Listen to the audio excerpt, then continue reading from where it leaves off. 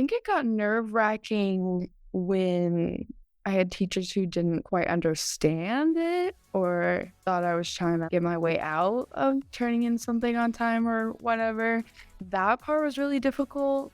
I don't think me ever talking about ADHD was ever nerve-wracking. Welcome to Successful with ADHD. I'm Brooke Schnittman, and if you have ADHD and are feeling overwhelmed, chaotic, and negative self-beliefs, you're in the right place. The Successful with ADHD podcast shares my guests' journeys of overcoming challenges, offering their tips and strategies for success to empower you to take control of your life and thrive with ADHD. Let's get started. Hi, Zoe. Hello. How's it going? Good. I'm so excited to be here. I'm so excited to have you. It's so nice to have a familiar face. You literally light up the room. It's awesome. Thank you. That makes me so happy. Yeah. So tell me, what finally convinced you to get an ADHD diagnosis? Well, when I was younger, it wasn't really my decision, but I'm very thankful that my parents were there. I was really young, so I was like young elementary school, like first, second grade, and my mom was a teacher at the school. And so one of my teachers was like communicating with her and saying how I was doing in school. I wasn't focusing. None of my assignments were getting done as young as that age.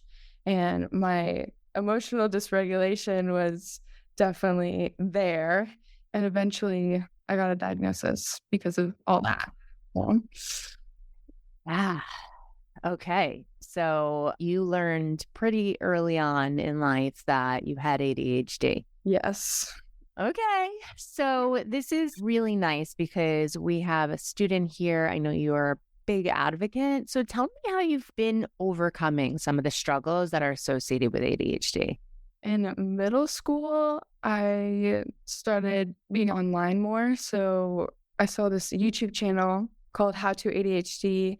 I educated myself on what ADHD is and I became aware.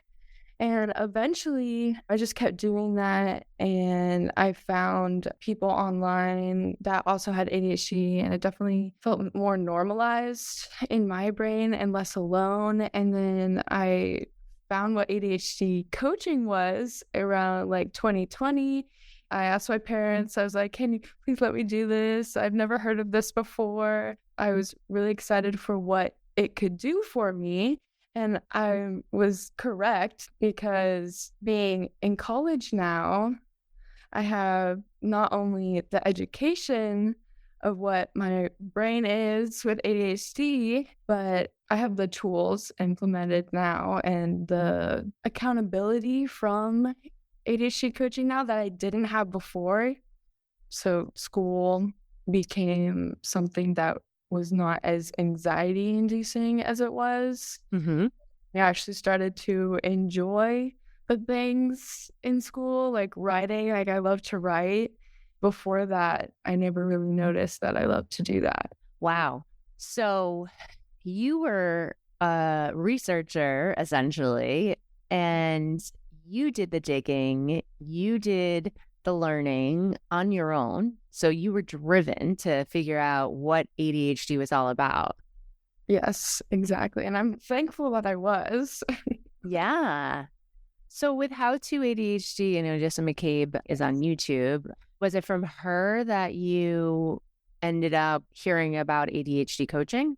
It wasn't from her. It was actually just me scrolling on TikTok, and I found Camden, and she was like, I can get you connected with ADHD coaches and stuff like that. And I was like, oh, what is that? And I told my mom immediately. And so I think maybe I get my researching from her. So she went and tried to look and see what that was. And she helped me find you guys. And yeah, we're here. So so the paths kind of just came together. Yeah. Wow. And here we are 3 years later. And still haven't seen you guys in person. That's crazy. But there's still like that love and connection there. I'm happy for. So you also, what's so special about you is that you are an advocate and you're thinking that you also might want to be an ADHD coach. Yes, I was thinking about that and still want to. Yeah. So what got you inspired to want to be an ADHD coach? Probably how excited I get to talk about ADHD and very thankful I get when people want to listen to me talk about ADHD. And I love when there's someone who has ADHD and doesn't really know a whole lot about it. I love the feeling of when I say some like a fact about it or like, oh, this is what it actually is. They're like, oh, okay. So that's why I struggled to turn an assignment in. It's not because I'm lazy. Yeah. Yeah. So not everyone your age would be comfortable disclosing about their ADHD to their teachers, to friends. What was that like for you in sharing that with people? I love that question so much. A lot of the times I'll be talking with a teacher. I have school accommodations. So I'll be like, hey, and I'll talk to them and like whatever accommodation I needed at that moment. Sometimes they would be like, do you really want to talk about this with students in the class? And I'll be like, yeah, this is fine. I love that. I think they had one student one time, he said something like negative about it, but I'm glad that it didn't stop me because talking about it has made other students be like, hey, I have ADHD too. Wow. Yeah. So you dropped any fears that you had and any potential like negative repercussions that you can get from people who may or may not be your friends to essentially help other people become more aware. Mm-hmm. That's so cool. Was it nerve-wracking at first? I think it got nerve-wracking when I had teachers who didn't quite understand it or thought I was trying to get my way out of turning in something on time or whatever. That part was really difficult. I don't think me ever talking about ADHD was ever nerve-wracking, if that makes sense. It does. It does. So it's having to then follow up with a professor to explain, like, I'm not lazy. I'm not trying to manipulate the system. This is what I need to level the playing field. Exactly. And sometimes they wouldn't understand that. It would be so frustrating. Almost like they were calling me a liar. You know? That goes against your core values too. Yes, exactly. Like one time I'm very open about it. So at work, I'm open about it too. And there was this coworker, I think I was talking about ADHD, but I don't think I like officially said that I had ADHD yet. And then she said something about like, oh, I don't think that's real. Oof. This was when I was like older, like after ADHD coaching, and I had like a lot more confidence in me. That like kind of brought me back to high school Zoe, having like a teacher tell her basically like the same thing without saying that. And it was like really frustrating. Oof. Right? Yeah. It made you mad? Yeah, my blood is boiling. So of course that would make you mad. How did you handle that? I'm trying to think like what I said. Unfortunately, I don't think I got to be able to completely say what I wanted to say because I think she like walked away.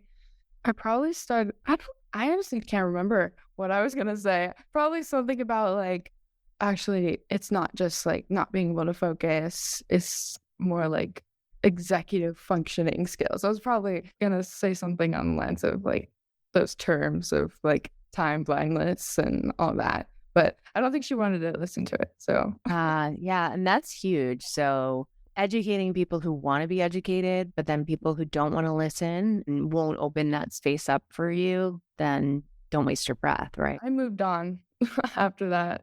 So, yeah, I know you said that it brought you back to high school, but did you feel like you were able to get past that a little bit faster than maybe how you did in high school? yeah, probably. This is like last year. So I'm trying to remember. And for everyone watching, how old are you? I'm 19. I'm 20 this summer. Very excited. Oh my God. So Do you have any advice that you would share with people out there, fellow students, fellow parents who might be questioning whether or not they should tell their kids they have ADHD or might be questioning how to support their children with ADHD? What advice would you give to the students and what advice would you give to the parents? So the students already know that they have ADHD. For students, I would say to change your vocabulary on how you speak to yourself and how you describe yourself to other people. Because in ADHD coaching, I learned that mindset is a big thing, a good, healthy mindset.